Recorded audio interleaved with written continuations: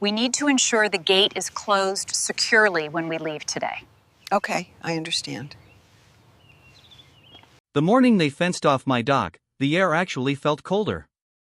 I stepped out with my coffee, expecting quiet water and birds, and instead I saw metal flashing in the early light. A brand new 6-foot chain link fence, padlocked, running straight across my dock like a prison yard. Yellow HOA notices flapped in the wind, stapled right into my wood posts. My coffee smelled burned. My stomach dropped. When I turned back toward the house, I saw them on my front door too. 22 pink violation slips taped in a perfect grid, like some kind of art project. Grass height. Trash can placement. Mailbox color. Even a hostile attitude note. My own dock, blocked. My own house, covered in fines. And all I could see in my head was Linda, our HOA president, smirking. I read one slip 3 times before it sank in: unauthorized use of lakeside dock area, fines accruing daily starting May 3, 2024. That's when it hit me. HOA fenced off my dock and posted 22 violations overnight that I pulled the easement. That was the real fight. It wasn't just about metal and paper. It was about power. I marched down to the HOA office that afternoon. The whole place smelled like copier toner and cheap perfume. Linda sat behind a fake plant and a giant binder.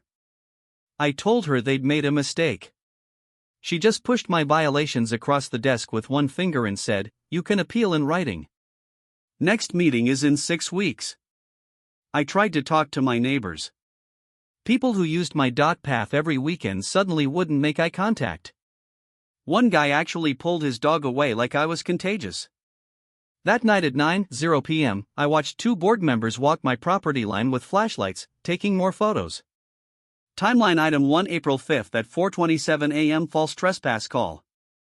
Someone from the HOA had already reported me once for lurking on my own dock. I remembered the cop's bored face as he apologized. Patterns of false reports can be prosecuted. He had said it like a simple fact. That sentence stuck in my head while I stared at their fence in the dark and felt my jaw clench. I decided my line in the sand was right there in the dirt by that fence post. I wasn't going to cut it. I wasn't going to scream in the meetings. I was going to use the channels they loved so much. So I pulled out my closing folder from when I bought the house. Old paper. Smell of dust and ink. I spread everything on my kitchen table. Deeds. Surveys. Plat maps with faded blue lines. Then I went to the county records office and asked for the full HOA file. The clerk slid a fat stack onto the counter. The file landed with 63 pages. Buried in there, between boring amendments and minutes, was my gold, a recorded easement across my property that let the HOA use the path to the community swim dock, but only as long as they did not restrict my private dock access. By the time I left, I had more than anger. I had a plan. I lined up photos, emails, and call logs in a binder. Fence going up. Notices on my door. Date stamps. That false trespass call.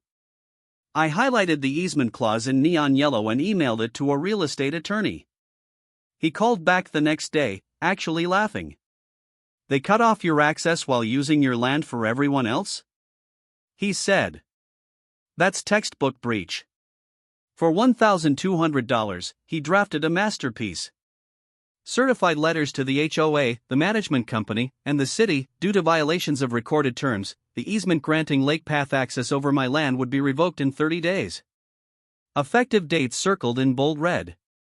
At the same time, he flagged the unpermitted fence with the county inspector and copied the fire marshal, because the fence blocked an emergency egress route to the water.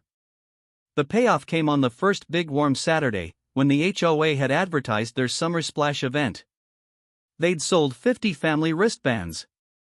Kids were dragging coolers and floaties down their path across my lawn, same as always. But this time they ran into 2 things at once: a bright red stop sign on my property line and a uniformed city inspector staring at the fence.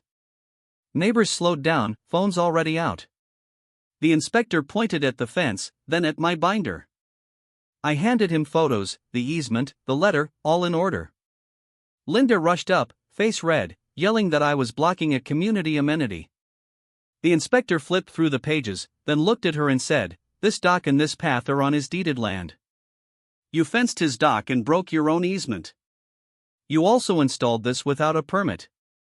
People started whispering. I could hear one neighbor say, "Wait, we've been walking on his land this whole time?" Another whispered, "I knew this smelled shady." The inspector slapped a big orange violation tag on the fence. The fire marshal, who had just walked up, added, "And you can't block emergency access to the water. Remove it within 72 hours or face daily fines." Someone in the back actually clapped. Phones were everywhere now, filming Linda as she tried to argue and then froze when he mentioned fines in the thousands. That night, a video titled "HOA President Gets Schooled Over Illegal Fence" popped up in our local Facebook group. Comments poured in.